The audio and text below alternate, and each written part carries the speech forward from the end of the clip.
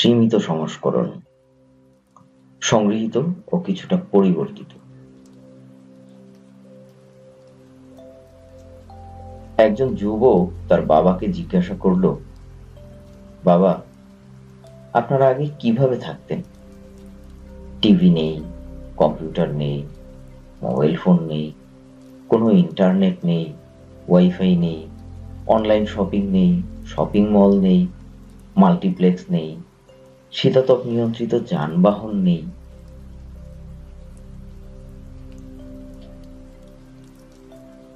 বাবা তার ছেলেকে থামিয়ে দিয়ে শান্তভাবে উত্তর দিলেন, ঠিক যেমন তোমাদের প্রজন্ম আজকের সাথে জীবনযাপন করো, যেখানে প্রার্থনা নেই, সমবেদনা নেই, সম্মান নেই, কোনো শ্রদ্ধাবোধ নেই, কোনো চরিত্র নেই, লজ্জা নেই, বিনয় নেই, সময় পরিকল্পনা নেই, খেলাধুলা নেই, পড়ালেখা নেই। সত্যিই তো, আমরা যারা 50 থেকে 90 সালের মধ্যে জন্মগ্রহণ করেছি তারা একটু ব্যতিক্রম। আমাদের জীবন একটি জীবন্ত প্রমাণ। আমরা স্কুলের পর সন্ধ্যা পর্যন্ত খেলতাম, দিনরাত এক করে টিভি দেখিনি। আমরা প্রকৃত বন্ধুদের সাথে খেলতাম, ভার্চুয়াল বন্ধুদের সাথে নয়। আমরা তৃষ্ণার্ত হলে বোতলের জল নয়, কলের পানি পান করতাম। আমরা কখনোই অসুস্থ হইনি, যদিও আমরা 4 বন্ধু 1 কাপ চা একই কাপে ভাগ করে খেতাম। আমাদের কখনোই ওজন বাড়েনি, যদিও আমরা প্রতিদিন প্রচুর ভাত খেতাম। খালি পায়ে ঘোরাঘুরি করেও আমাদের পায়ের কিছুই হয়নি। আমাদের মা ও বাবা কখনোই আমাদের সুস্থ রাখার জন্য কোনো ফুড সাপ্লিমেন্ট ব্যবহার করেননি।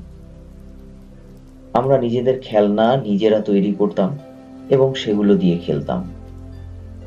আমাদের বাবা মা ধনী ছিলেন না, তারা আমাদের ভালোবাসা দিয়েছেন, পার্থিব উপকরণ নয়।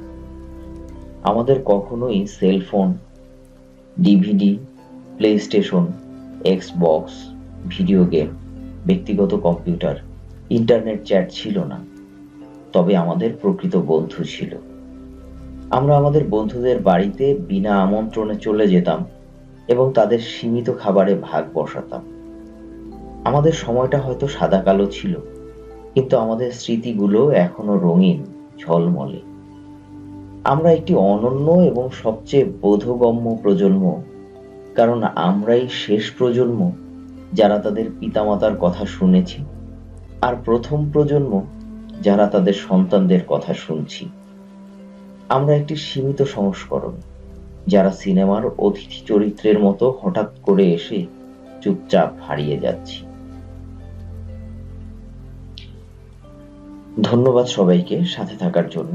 ভালো থাকবেন। আসসালামু আলাইকুম।